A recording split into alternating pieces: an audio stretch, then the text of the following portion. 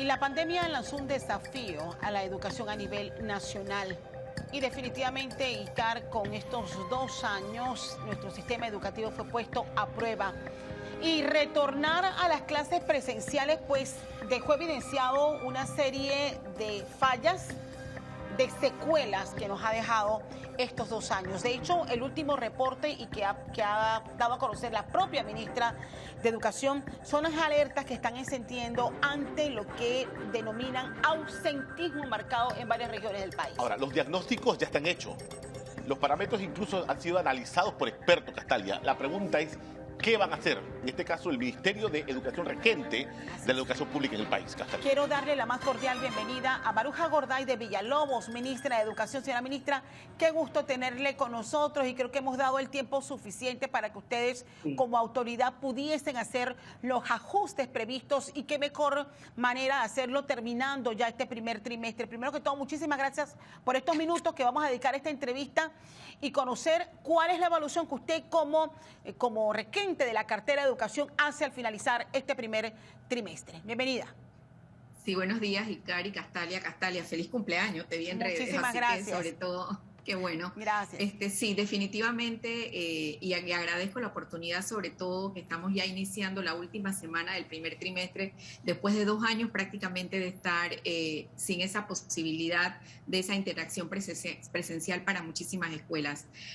Yo te diría que nosotros podemos categorizar esta evaluación en 3 aspectos.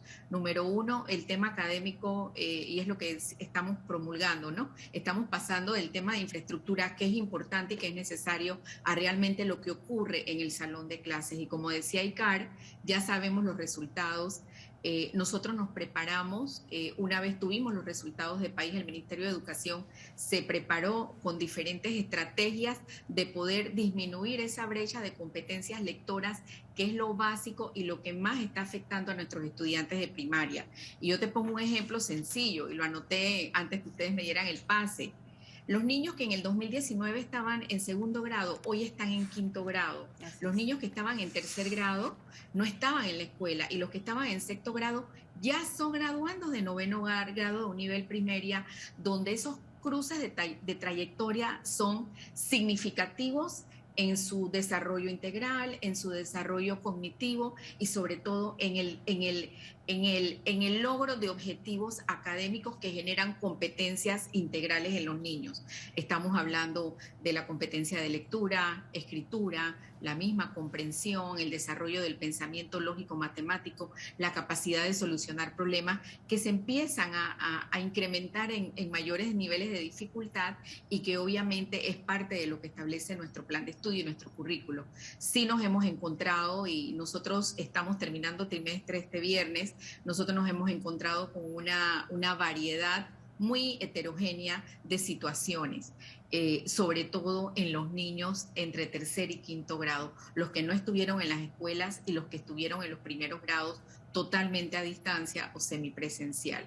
Para eso nosotros tenemos, y me voy a ir muy puntualmente a lo que nosotros estamos desarrollando, nosotros tenemos un plan integral de recuperación de los aprendizajes conocido como PRISA, que estamos trabajando con un laboratorio latinoamericano de investigación, donde hay una serie de paquetes de apoyo para que el docente y pueda conocer, porque es un tema en este momento teórico, vamos a una segunda fase, pues la nivelación, cómo tú puedes trabajar entre pares, cómo es esa recuperación de acuerdo a los niveles de complejidad. Nosotros ya estamos aplicando personalmente con las escuelas abiertas el Plan Nacional de Lectura, que tiene una serie de componentes, y el programa Aprendamos Todos a Leer, donde hemos desarrollado una serie de complejos didácticos para el docente y para el estudiante. Obviamente estamos entregando los materiales a los estudiantes, los materiales a los docentes y guías a padres de familia. Ministra, yo sí tengo que decirte que eso no lo vamos a lograr en un año. Sí, es poco a poco. De hecho, varios consultores con los que hemos tenido la oportunidad de ir analizando las cifras que ustedes han venido revelando en las últimas semanas, señala que en efecto se tiene que dar el primer paso que usted bien nos está planteando a través de estos planes, pero también ir ya ejecutando un modelo distinto de enseñanza, porque la pandemia vino a decirnos esto ya no podemos seguir con los modelos de siempre y que eso involucra no solamente un plan estratégico de ustedes, sino un compromiso real de los educadores en tener que adecuarse a las nuevas demandas y tiempos actuales? Sí, es importante. Mira, una de las recomendaciones dadas por los organismos internacionales, por UNESCO, y que nosotros vivimos en carne propia, es que los sistemas educativos tienen que ser más flexibles, más abiertos y resilientes. Y cuando hablamos de esas tres categorías o esas tres características, estamos hablando en un sistema que genere oportunidades para los estudiantes, que comprenda las características de los contextos y que vaya cerrando esa brecha de los aprendizajes, esa brecha digital, esa brecha de oportunidades, y que nosotros sabemos que antes de la pandemia ya la situación era preocupante a nivel de esas competencias, no solo para primaria, sino también para los estudiantes de premedia y media a través de los resultados. Así que yo creo que esto empieza a generar, ¿y por qué te lo digo? Nosotros, al menos en el material de primaria, hemos podido generar indexado las recomendaciones para nivelación, se han incluido competencias transversales, trabajo en equipo, trabajo colaborativo y una serie de competencias, como tú muy bien lo dices, a los que tiene que enfrentarse el estudiante en el siglo XXI. Tenemos también, hemos cambiado, estamos en ese proceso. Eso no es algo que lo escribimos y lo normamos y ya. En ese proceso de llevar a nuestros docentes, y hemos tenido, yo te puedo decir, si evaluamos hoy, un 60% de participación de los docentes de primaria. No hemos logrado el 100% de que todos esos docentes se están capacitando en este momento, porque no es el tema de que yo recibo el material, sino que me capacito y genero ese proceso de acompañamiento de mi supervisor local y de un coach que estamos poniendo, de un monitor a nivel nacional e internacional, porque eso que está escrito en este documento tiene su estructura metodológica para desarrollarse. Obviamente este es un proceso que no se iba a dar en un trimestre ni se va a dar en un año, pero nosotros estamos llegando ya prácticamente al 50.4% de los docentes capacitados en diplomados de más de 120 horas de duración, con horarios sincrónicos y asincrónicos, y eso es un paso, pero nos falta todavía un grupo significativo, y yo tengo que ser clara en las cifras, no pero vamos a estar engañando. ¿qué se puede hacer, ministra, para poder convencer? De hecho, uno de los expertos de UNESCO nos decía eso, la necesidad, porque hay ya monitoreo de la cantidad de cursos que se ofrecen, de capacitaciones, y el número muy reducido de docentes que se suman a esos proyectos. ¿Cómo hacer para que, o sea, qué puede hacer el Meduca es por el bien de todos, el bien de ellos, y por supuesto mejorar la calidad de educación en este momento? Sí, mira, uno de los temas que nosotros estuvimos evaluando, y lo estuvimos evaluando con nuestros actores, con directores, supervisores y docentes, es que este Plan Nacional de Lectura, y bueno, esto es una información que estaría dando en este momento por primera vez y que ya lo hemos analizado, lo vamos a normar a través de un decreto ejecutivo, porque el país lo necesita. Y obviamente generar esos compromisos que se tienen que dar con nuestros maestros de grado, estamos hablando más de 17.000 maestros de primer a sexto grado, donde está realmente la base de todo lo que va a ocurrir los próximos años en los aprendizajes de los niños. Otro es generar los mecanismos de las modalidades de capacitación. Nosotros sí tenemos docentes, recuerda que tenemos el 57% de nuestras escuelas conectadas, el otro 43% no está conectado, y nosotros tenemos que generar en este periodo de receso o periodos sabatinos o en horarios contrarios algún tipo de capacitación que pudiera ser en otra modalidad, no necesariamente online, porque los docentes no tienen esa capacidad de conectividad, y eso también está siendo en este momento una barrera quizás para lograr alcanzar ese 100%. La meta al menos es llegar a un 70% finalizado este año lectivo. Ministra, para esta entrevista hemos también sumado la opinión del público, de nuestros seguidores, porque estamos centrándonos también en otro enfoque que vamos a desarrollar con usted en breve, es cómo la pandemia nos ha impactado. Voy a sumar a Joanny Guevara, que está lista en nuestra sala de redacción, porque desde muy temprano, Joanny, compartimos esa pregunta tan importante, porque sabemos que hay miles de personas afectadas, miles de estudiantes afectados. Cuéntanos cómo ha estado esa opinión en nuestras redes sociales. Bueno, muchas opiniones, muchos de nuestros seguidores, nuestros cibernautas han querido comentar al respecto. Son más de 300 comentarios los plasmados allí. Reitero la pregunta porque vamos a continuar compartiendo esta opinión. ¿De qué forma la pandemia ha afectado la educación de sus hijos? ¿En qué sentido? Hemos querido saber cómo le ha afectado. Y ahí vamos a empezar con Gisela. Ella nos menciona: no saben leer, escribir, usar diccionario, reglas de ortografía, geografía, historia, matemáticas, muchos cuadros de honor en pandemia. Les hacían las tareas. Hoy se destapó la paila. Es la opinión de Gisela. También nos dice Virginia: multigrados en potencias, chicos con sueño y hogares sin comida y desempleo y no hay ayuda. Es lo que menciona Virginia. También Luz Victoria nos menciona: los chicos han perdido el interés por el estudio, ya no se esfuerzan, andan enfocados en juegos de videos, en los celulares y tienen otras prioridades.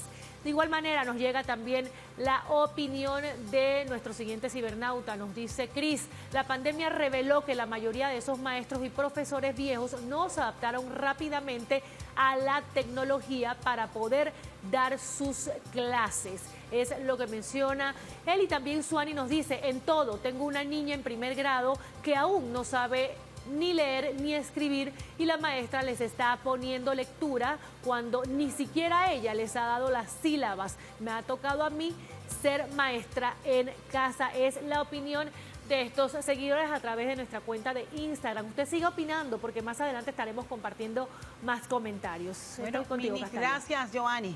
Gracias, Joanny. Ministra, regreso con usted. Bueno, varias de las opiniones se enfocan justamente en lo que usted ha venido planteando en la primera parte de esta entrevista, pero yo quiero entrar también a otro elemento importante y tiene que ver, ustedes han encendido la alerta ante el ausentismo. ¿Qué revelan estas cifras culminando este primer trimestre? ¿Cuánto es este porcentaje de ausentismo que el Meduca está registrando y en qué regiones del país?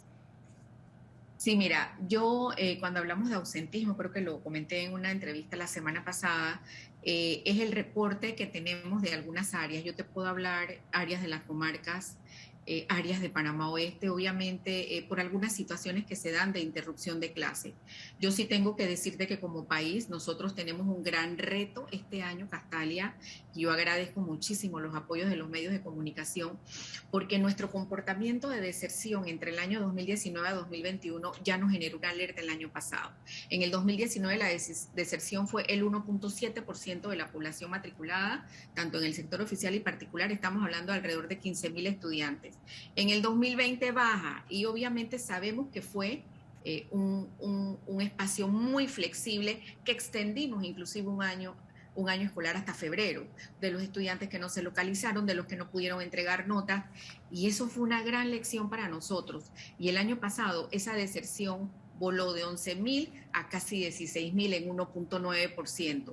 ¿Qué nos va a preocupar este año? Que nosotros sobrepasemos ese 1.9, que sería el porcentaje más alto quizás en los últimos 4 o 5 años, para los cuales nosotros tenemos el programa de aprendizaje acelerado, que en este momento tenemos alrededor de 8.000 estudiantes, pero estamos monitoreando. ¿Por qué? Porque hay que aplicar ese plan de retención y reinserción escolar que nos proporciona en una mesa técnica COPEME de una serie de estrategias que no es nada complicado. Oye, ¿qué compañerito tiene más de tantos días de no venir? Exacto. ¿Qué está pasando con este niño?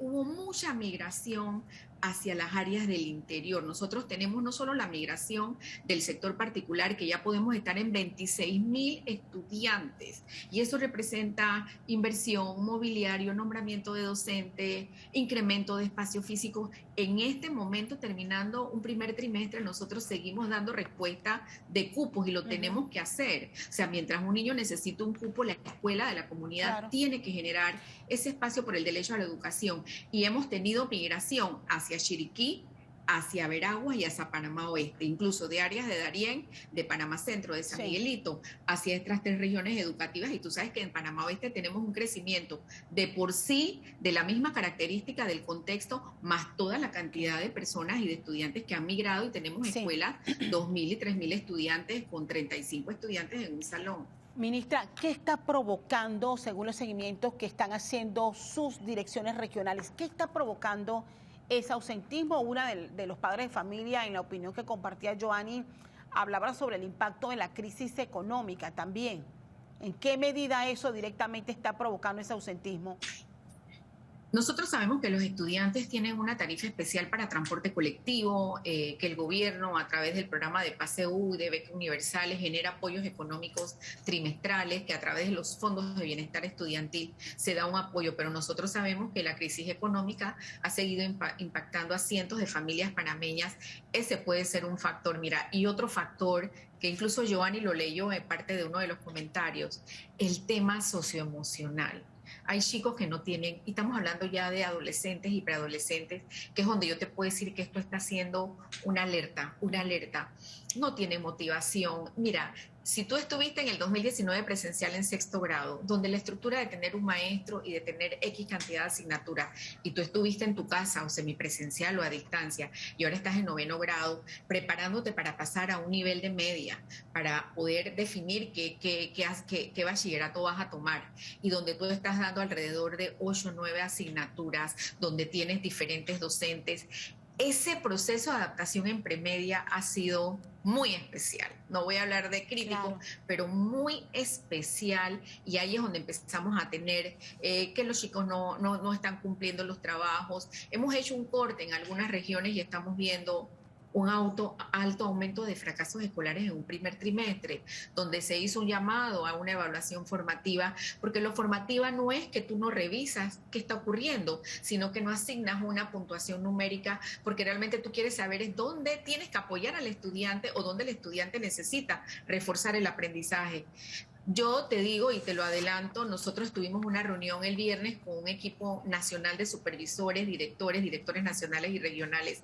Vamos a seguir teniendo acercamientos ya con los directores de escuela, porque nosotros hemos considerado, y esto es un comentario que puedo hacer, que está en proceso de revisión, de que hay lugares donde nosotros vamos a tener que hacer ajustes en la cantidad de horas de los planes de estudio y decir, esta escuela o esta región se va a tener que acoger a dar en su 60% de la carga horaria en español y matemáticas, y luego tiene que hacer el balance de las otras asignaturas, porque si no logramos eso en nuestros chicos de primaria o no logramos contener a ese grupo que ya va saliendo sin pandemia a partir de 15 años del sistema, tendríamos una lamentable situación de deserción escolar, y no quiero ser negativa, quiero ser optimista. Creo que tenemos las condiciones y el aprendizaje de lo duro y fuerte que fue la pandemia para nuestras vidas, y la parte socioemocional, Castalia, es uno de los elementos que está incidiendo en todo, en la adaptación, en la conducta, en la nivelación, en el rol con el trabajo con los padres de familia.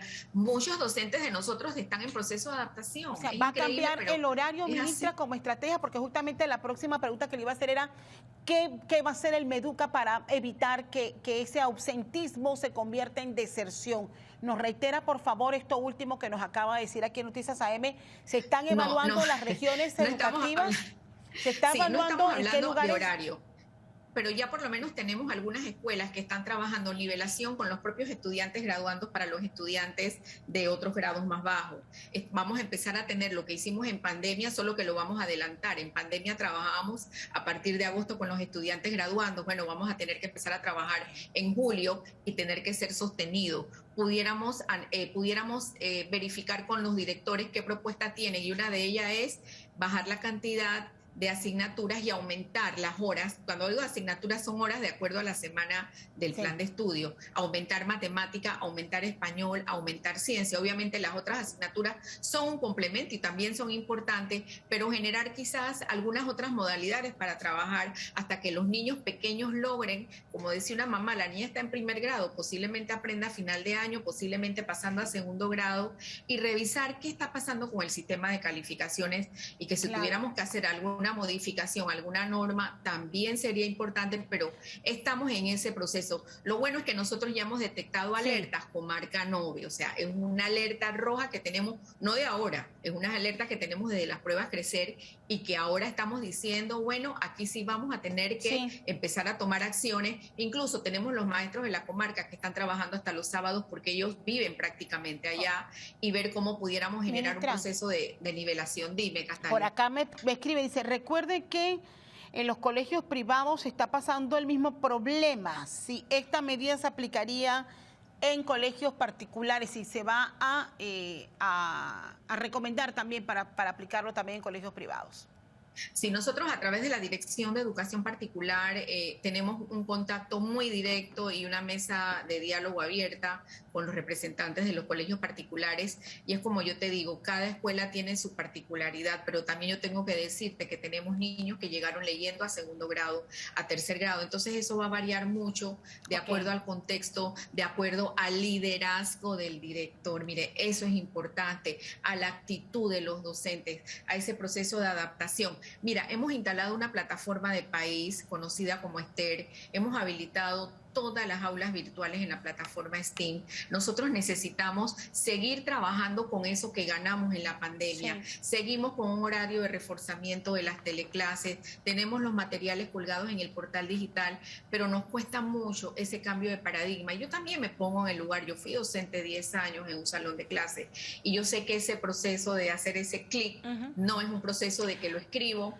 y lo hago, sino que es un proceso que tiene que venir de un acompañamiento y una convicción también, y un compromiso personal. Hay más preguntas, ministra. Antes de regresar con Joanny a la redacción, dice, revisar el sistema de calificaciones, pasar de número a evaluación y análisis. ¿Cómo vamos en ese proceso, ministra, para dejar de tener estudiantes de 3 y de 5 para pasar a tener entonces gente formada con conocimiento? Mira, nosotros estamos trabajando con directores y supervisores y obviamente gremios docentes lo que es la modificación del decreto 100 que norma las funciones del personal docente y el modelo H, que es el modelo de evaluación de directores, supervisores y docentes. Yo creo que eso es importante decir y eso puede generarme una coyuntura para revisar el sistema de calificaciones. En este momento nosotros no hemos hecho ninguna propuesta y tengo que decirlo. Sin embargo, en el decreto que norma el año lectivo y en todas las disposiciones que tenemos en nuestros documentos actualizados de este año, se favorece la evaluación diagnóstica. Eso es importante, y la evaluación formativa. La idea no es rellenar a un estudiante de malas calificaciones o tampoco regalarlas, que tampoco es eso. Sin embargo, crear ese equilibrio, y esa también pudiera ser una propuesta que se está revisando porque ya hay algunas iniciativas en relación a eso. Hay más opinión del público que nos sigue, muy atentos con esta dinámica hoy junto a la ministra de Educación. Debo regresar nuevamente con Joanny a nuestra redacción. Joanny, te escuchamos. Así es, hay muchos testimonios, muchas personas que han querido compartir cómo les está yendo a ellos con sus hijos, y es por eso que vamos a compartir de inmediato estos comentarios que nos han hecho llegar nuestros cibernautas allí. Igualmente Meléndez nos comenta de qué forma les ha afectado la pandemia. Dice, la pandemia no solo ha afectado la educación de los hijos, más ha afectado a los padres de familia sin empleo y falta de oportunidad para poder ayudar a los hijos a que estén bien en sus necesidades. De igual manera también nos dice Bianca, en mi caso, mi hijo es niño especial. Cuando cayó la pandemia, él entró a segundo grado. Era más difícil para él porque perdió atención con varios especialistas. Ahora está en cuarto grado y sumamente difícil que mi hijo se adapte. Es el testimonio de Bianca. También nos dice Luris, mi hijo de 15 años me dijo que se le olvidó cómo hacer una división de 2 cifras y casi me da un infarto, es lo que nos dice Luris. De igual manera, Melida nos comenta, en mi caso tengo 2 nietas, una en primero y la otra en primer año. De todas las formas, socialmente y académicamente, por internet no se aprende nada. Señores, qué dolor, 2 años perdidos y no por culpa de los padres. Es la opinión que hemos podido rescatar de nuestros cibernautas. Castalia. Yo sumaría, mi querida Joanny, y gracias a todos los que nos han escrito. Ministra, yo sumaría lo que yo le digo siempre a ICAR. Creo que yo, como nunca antes, había valorado el rol de la enseñanza, la importancia de los maestros en la vida de nuestros hijos. Y al final, no sé, ministra, si hablábamos al principio, cuando empezó la pandemia, las enseñanzas que nos deja esta pandemia, porque al final hay que admitirnos, nos estremeció y nos dijo, hay que reaccionar, hay que volver a evaluar, y qué bueno que ustedes como gobierno han retomado esos procesos de evaluarnos para poder identificar dónde estamos y hacia dónde vamos. Un mensaje en este sentido, ministra. Sí, mira, yo recuerdo lo que hemos hablado en los diferentes foros de ministros, obviamente virtual, Y una de las conclusiones que hemos llegado, y que creo que lo hemos vivido todos, esos más de 900.000 hogares de nuestro país, de que la escuela es insustituible. Definitivamente lo demostró la pandemia, y además de lo académico y lo que se genera en ese toque del maestro, en ese apoyo que ves y todo el entorno de lo que puede representar una escuela, es eso que se produce en la interacción social de los estudiantes entre sus pares, de los docentes con sus colegas, toda la dinámica esa de la presencialidad. Por el otro lado, es que una de nuestras grandes enseñanzas es que nuestros sistemas educativos, el sistema educativo en nuestro país, tiene que ser más flexible y más resiliente. Resiliente es esa capacidad de sobreponerse a estas situaciones, porque esto fue un choque, sí. Esto fue algo fuerte que se dio, y que nosotros tenemos que tener esa capacidad de generar oportunidades en las poblaciones vulnerables. Todo lo que acaba de leer Joanny, los niños con discapacidad, los niños migrantes, los niños con necesidades educativas especiales sin tener alguna condición de discapacidad, las menores embarazadas, nuestros niños de la comarca. O sea, eso realmente es lo que nos está ya generando las alertas, y es lo que nos debe llevar a seguir generando otras estrategias, Castalia, si no, de nada valió este sacrificio. Y una de nuestras grandes enseñanzas, mira, me encanta la virtualidad, estamos conectadas tú y yo, me dio tiempo de organizarme, voy a una reunión, tú estás conmigo en tiempo sincrónico, sin embargo, ninguna pantalla sustituye a ningún docente. Podemos tener modalidades alternativas de educación, pero la educación presencial, y por eso nosotros insistimos, día que se pierde no se recupera. Total. La salud es importante, obviamente, pero el mensaje es eso. O sea, ¿y sabes qué, Castalia? Hemos superado la pandemia, Nuestro próximo reto, nuestro reto actual es la educación de nuestro país, porque los chicos hoy están en primer grado, dentro de 15 o 20 años van a ser los periodistas que van a estar sentados en las pantallas. Dentro de 20 años los que se están graduando van a ser nuestros futuros gobernantes. Y si nosotros no generamos esas oportunidades, otros se las van a quitar. Y nosotros tenemos que luchar por ellos. Tengo dos temas que no se me pueden quedar en el tintero. Uno es los comedores escolares. Ya hicimos hace una semana un ejercicio donde definitivamente nos indica que ya los comedores no deben ser única y exclusivamente enfocados en zonas comarcales, apartadas del país, interior del país. En Panamá, en la capital, hay padres de familia pidiendo comedores escolares. Y este que tenemos en pantalla es precisamente la escuela Samuel Lewis Galindo, donde funciona un comedor escolar que es subsidiado precisamente por una fundación. ¿Hacia dónde vamos, ministra, tomando en cuenta que a esta hora, 7:30 de la mañana, hay madres de familia que han dejado de enviar a sus hijos a la escuela porque tienen que decidir entre el pasaje o si comen, o porque no tienen para pagar una merienda y una lonchera?